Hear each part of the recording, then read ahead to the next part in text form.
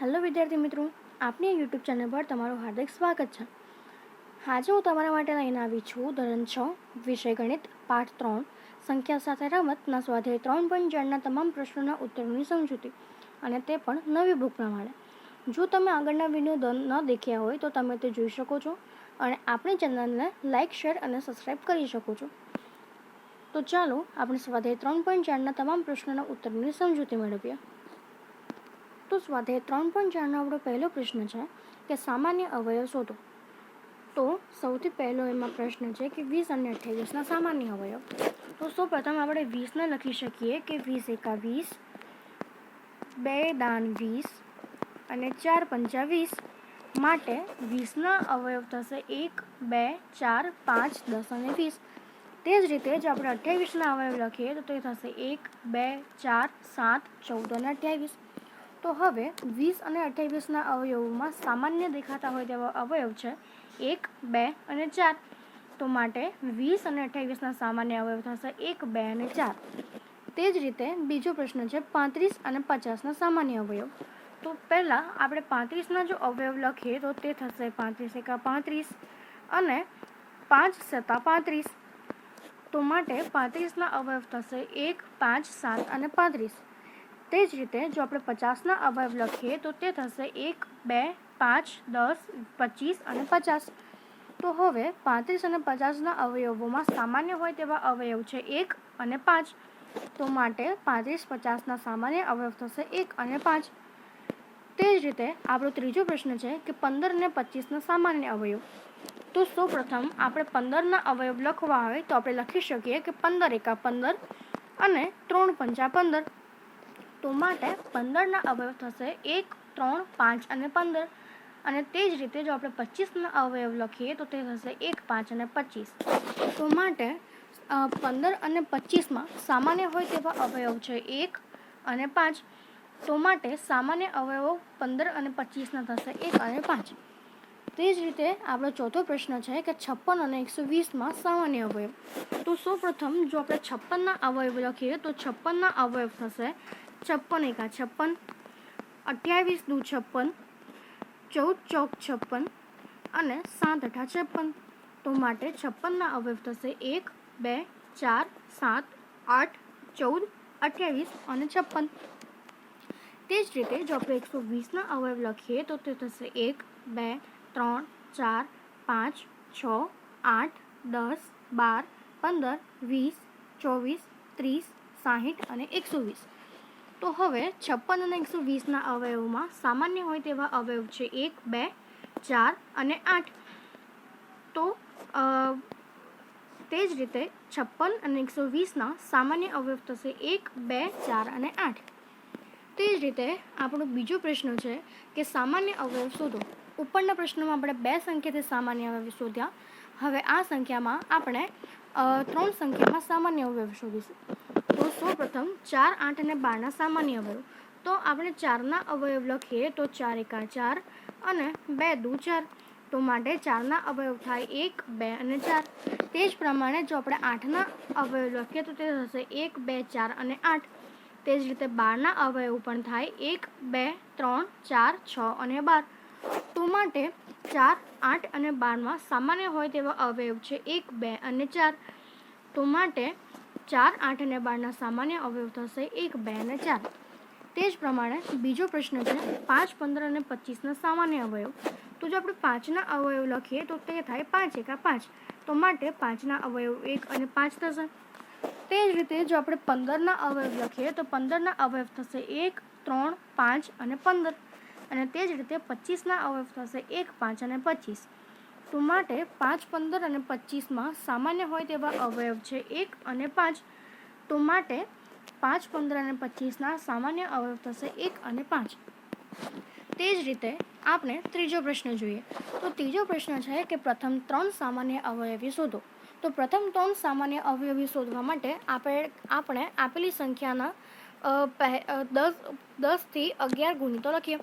તો માટે 6 જે છે 6ના ગુણિતો થશે 6, 12, 18, 24, 30, 36, 42, 48, 54, 60, 66, 72 વગેરે વગેરે. તે જ રીતે જો આપણે 8ના ગુણિતો લખીએ કે 8ના અવયવીઓ લખીએ તો તે થશે 8, 16, 24, 32, 40, 48, 56, 64 અને 72. તો તે જ રીતે આપણે 6 અને 8ના એવા પ્રથમ 3 સામાન્ય અવયવી લખીએ તો તે થશે 24, 48 અને 72. તો માટે 6 અને 8ના પ્રથમ 3 સામાન્ય અવયવી થશે 24, 48 અને 72. તે જ રીતે જો આપણે 12 અને 18ના લખીએ તો 12ના અવયવીઓ થશે 12, 24, 36, 48, 60, 72, 84, 96, 108, 120 વગેરે વગેરે. તે જ રીતે જો 18ના અવયવી લખીએ તો તે થશે 18, 36, 54, 72, 90, 108 વગેરે વગેરે.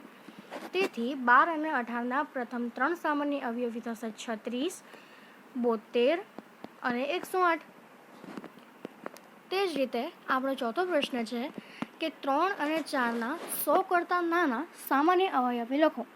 તો આપણે 3 અને 4ના અવયવી ત્યાં સુધી લખીશું કે જ્યાં સુધી તેમાં 100 ન આવે, પરંતુ એ 3ના ગળામાં તો 100 નહીં આવે, તેથી આપણે તેને 99 સુધી લખશું.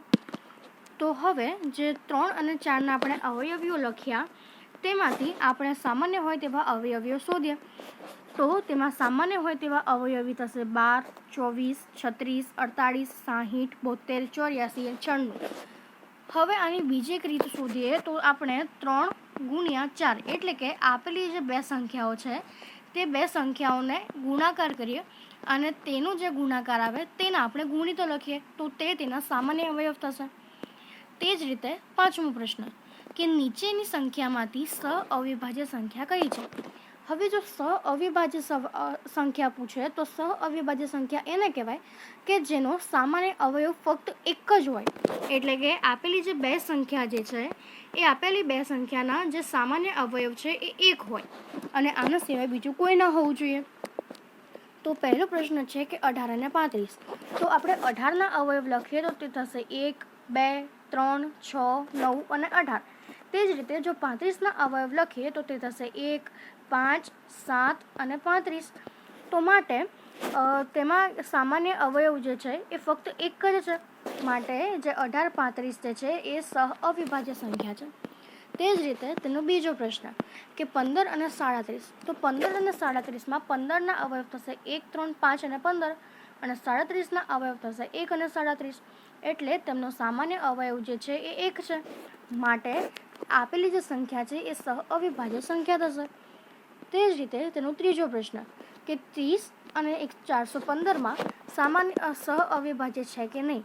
તો 30ના અવયવ આપણે લખી શકીએ 1, 2, 5, 6, 15 અને 30 અને 415ના અવયવ લખીએ તો 1, 5, 83 અને 415. પણ અહીં આપણને સામાન્ય અવયવ 1 અને 5 મળે છે, પરંતુ આપણી શરત હતી કે સામાન્ય અવયવ ફક્ત એક જ હોવો જોઈએ, પરંતુ આપણને બીજો અવયવ 5 પણ મળે છે. માટે આ સંખ્યા એ સઅવિભાજ્ય સંખ્યા નથી. તે જ રીતે આપણે ચોથો પ્રશ્ન જોઈએ તો 17 અને 68માં સઅવિભાજ્ય સંખ્યાઓ કઈ કઈ છે. તો સૌપ્રથમ આપણે 17ના અવયવ લખીએ તો તે 1 અને 17 થશે અને તે જ રીતે 68ના જો અવયવ લખીએ તો તે થશે 1, 2, 4, 17, 34 અને 68. તો હવે તેમાં સામાન્ય હોય તેવા અવયવ છે 1 અને 7.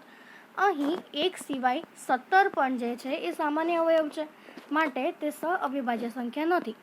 તે જ રીતે 216 અને 215માં આપણે 216ના જો અવયવ લખીએ તો તે થશે 1, 2, 3, 4, 6, 8, 36, 72, 108 અને 216.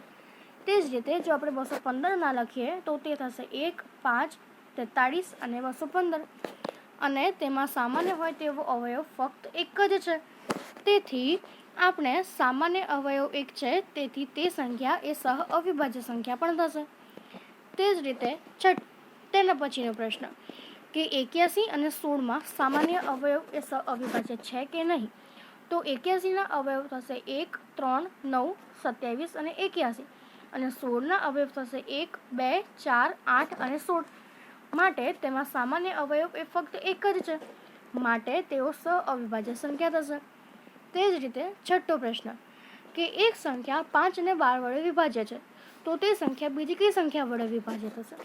તો આવા કોઈ પ્રશ્નમાં જ્યારે બે સંખ્યા વડે વિભાજ્ય હોય તો આપણે તે બંને સંખ્યાઓ જે હોય તેનો ગુણાકાર કરીએ અને તેનો ગુણાકાર જે મળે તે સંખ્યા બીજી એ સંખ્યા વડે ગુણાકારમાં હોય. એટલે અહીં એક સંખ્યા જે છે એ 5 અને 12 વડે વિભાજ્ય છે, તો તે સંખ્યા બીજી 60 વડે ગુણાકારમાં હોય, એટલે 60 વડે વિભાજ્ય હોય. તે જ રીતે 7મો પ્રશ્ન કે એક સંખ્યા 12 વડે વિભાજ્ય છે, તો તે બીજી કઈ સંખ્યા વડે વિભાજ્ય હોય.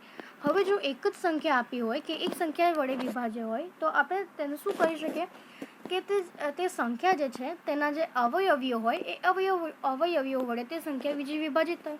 એટલે 12ના અવયવીઓ થાય 1, 2, 3, 4, 6 અને 12. એટલે તે સંખ્યા બીજી 1, 2, 3, 4 અને 6 વડે વિભાજ્ય થાય.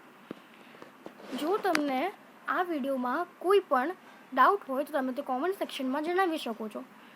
અહીં આપણો આ સ્વાધ્યાય પૂરો થાય છે. Thank you.